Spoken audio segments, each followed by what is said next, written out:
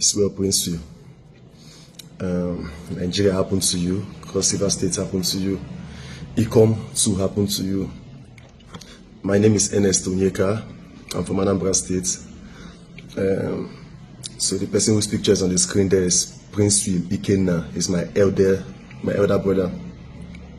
So we reside in Ecom in Cross River State. That's where we reside.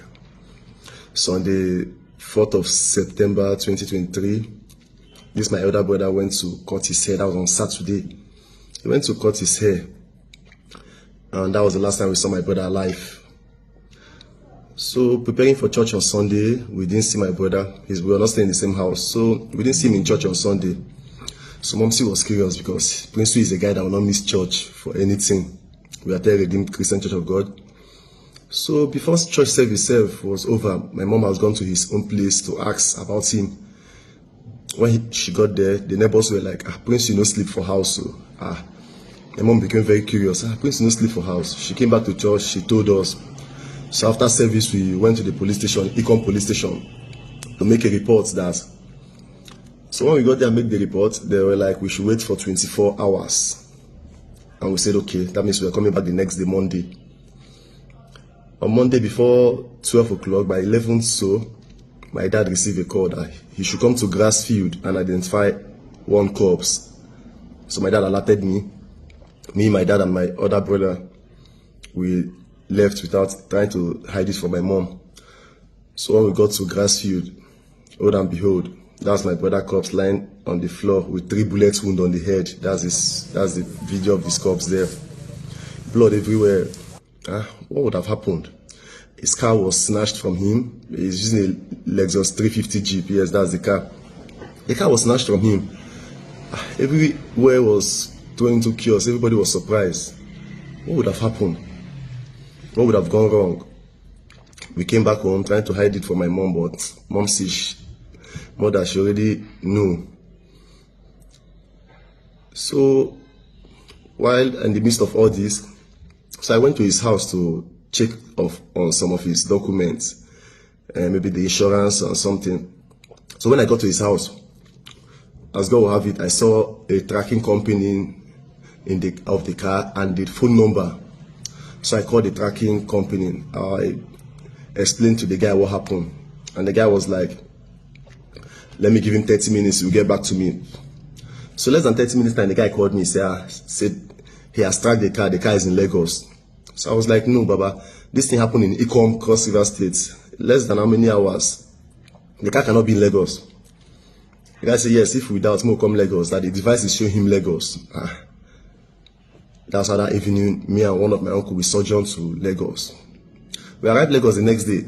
So I called this guy, the tracker guy. I said, Baba, we are in Lagos. So he said, okay. He told me where I'll meet him. So we met up with him. That's how the guy took me to where my brother's car is. The car was in the Panabita shop. They were changing the color of the car and everything. That's the video of the car. The stars, the states we met the car. They were changing everything. We alerted the police in Meron Police Station, Lagos. So one Inspector Mata and her team followed us to the Panabita shop. When we got to the Panabita shop, they arrested the Panabita. The Panabita said, now what can they do? So it was one pastor that gave him the car. One pastor, Peter Uchenna, that gave him the car. That's the picture of the pastor there. So the police told him how to call the pastor. So he called the pastor came. Police arrested the pastor.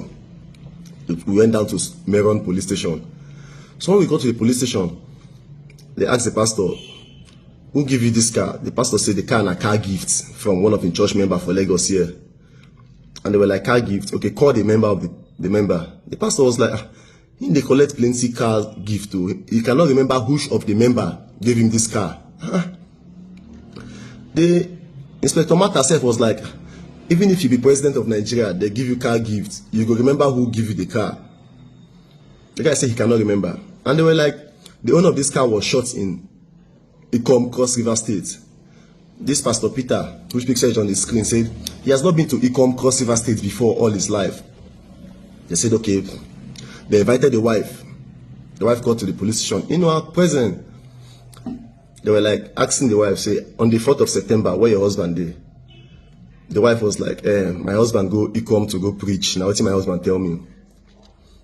When the two stories did not add up, so my uncle went to Pansi, Lagos. Reported the matter there. The commissioner of police then, Mr. Abiodun, now alerted Meron police that they should bring the matter back bring the man to Pansi. So when they brought the man to Pansi, on interrogation, the man now said yes. That on the 4th of September, actually he was in Ikon, one pastor, Kingsley, this man on the screen, invited him for a program. Then after the program, this pastor, Kingsley, and 2 other guys accosted my brother. That he was there when my brother was killed, but not being killed. He called this guy, he said Elvis in Tui, this Elvis, which picture is on the screen. He said it was this Elvis that shot my brother with one other guy he called Barry. He said it was this Elvis that shot him, this Elvis that shot my brother. Then they gave him the car to take to Lagos. That he was the one that drove the car from Ikom to Lagos that night.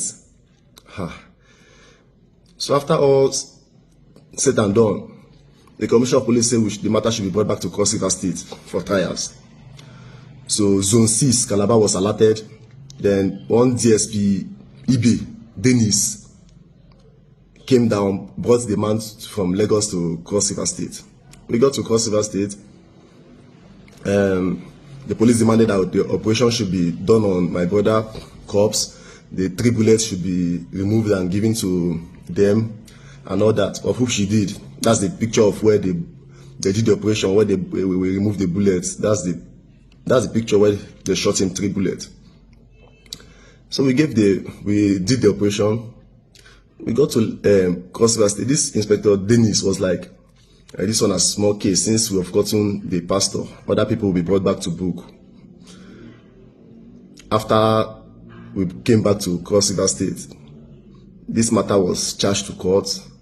We got to the court, the matter was charged to Ikon Court 2. We got to court, and it was Judge Eshua Ewa that was presiding over the matter. This Judge Eshua Ewa. We got to the court after the first hearing, the second hearing, and the third hearing. They set a date for the third hearing. Before that set date, they called our lawyer that there is a change of date. And the lawyer was like, change of date? 2 days before court, they are giving me change of date notice that it's impromptu, he cannot make it.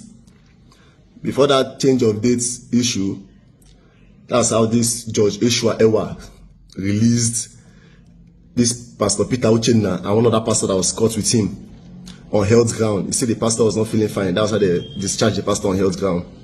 That same week they discharged this pastor, I sent someone to his church in Lagos. That's the video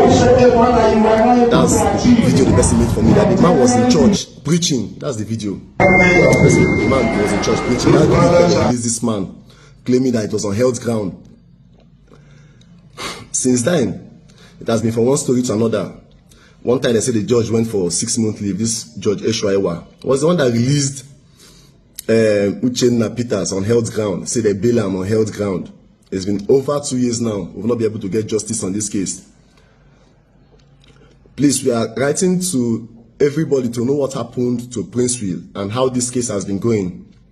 We are calling on Nigeria government. We are calling on Cross River State, the governor of Cross River State, Professor Basil too. We are calling on Cross River State government to look at what happened in Cross River State, and judiciary in Cross River State are not giving us justice. We are calling on the Attorney General of Cross River State, Mr. Charles. This is what happened in Cross River State, and Cross River State judiciary have not given us justice. We are calling on the Chief Justice of Cross River State,